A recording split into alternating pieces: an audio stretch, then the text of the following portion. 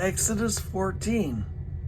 Then the Lord said to Moses, "Tell the Israelites to turn back and encamp near Pi-hahiroth, between Migdol and the sea.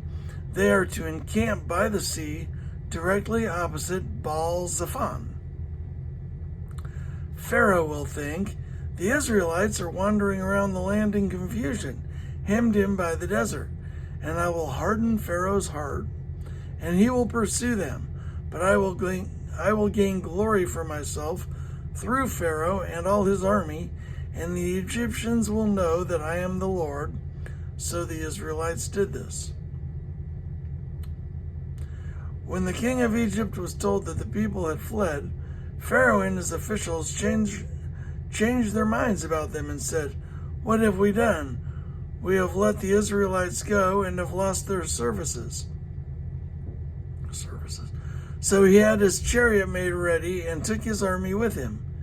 He took 600 of the best chariots, along with all the other chariots of Egypt, with officers all over them.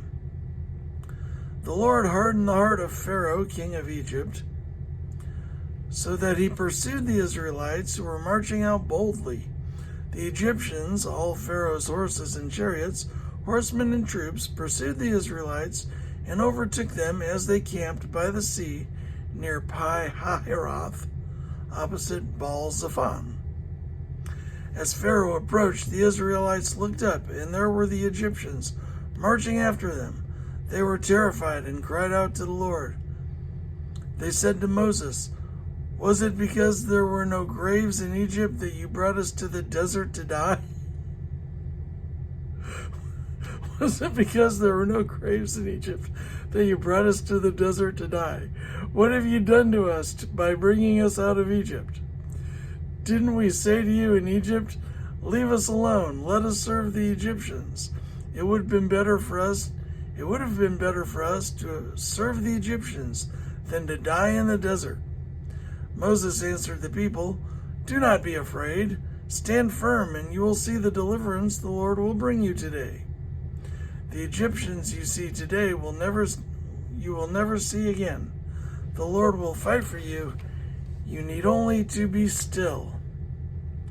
Then the Lord said to Moses, "Why are you crying out to me? Tell the Israelites to move on. Tell the Israelites to move on. Raise your staff and stretch out your hand over the sea to divide the water, so that the Israelites can go through the sea on dry ground. I will harden the hearts of the Egyptians, so that they will go in after them, and I will gain glory through Pharaoh and all his army, through his chariots and his horsemen. The Egyptians will know that I am the Lord when I gain glory through Pharaoh, his chariots, and his horsemen."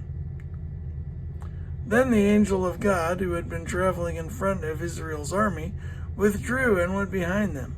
The pillar of cloud also moved in front and stood behind them, moved from in front and stood behind them, coming between the armies of Egypt and Israel. Throughout the night, the cloud brought darkness to the one side and light to the other side, so neither went near the other all night long. Then Moses stretched out his hand over the sea, and all that night the Lord drove the sea back with a strong east wind and turned it into dry land. The waters were divided, and the Israelites went through the sea on dry ground, with a wall of water on their right and their left. The Egyptians pursued them, and all Pharaoh's horses and chariots and horsemen followed them into the sea. During the last watch of the night, the Lord looked down from the pillar of fire, from the pillars of fire and cloud at the Egyptian army and threw it into confusion. He jammed the wheels of their chariots so that they had difficulty driving. And the Egyptians said, "Let us get away from the Israelites. The Lord is fighting for them against Egypt." Then the Lord said to Moses, "Stretch out your hand over the sea so that the waters may flow back over the Egyptians and their chariots and horsemen." Moses stretched out his hand over the sea, and at daybreak the sea went back to its place. The Egyptians were fleeing toward it, and the Lord swept them into the sea. The waters flowed back and covered the chariots and horsemen, the entire army of Pharaoh that had followed the Israelites into the sea. Not one of them survived. But the Israelites went on through the sea on dry ground, with a wall of water on their right and on their left. That day the Lord saved Israel from the hands of the Egyptians, and Israel saw the Egyptians lying dead on the shore. And when the Israelites saw the mighty hand of the Lord displayed against the Egyptians, the people feared the Lord and put their trust in him and in Moses his servant.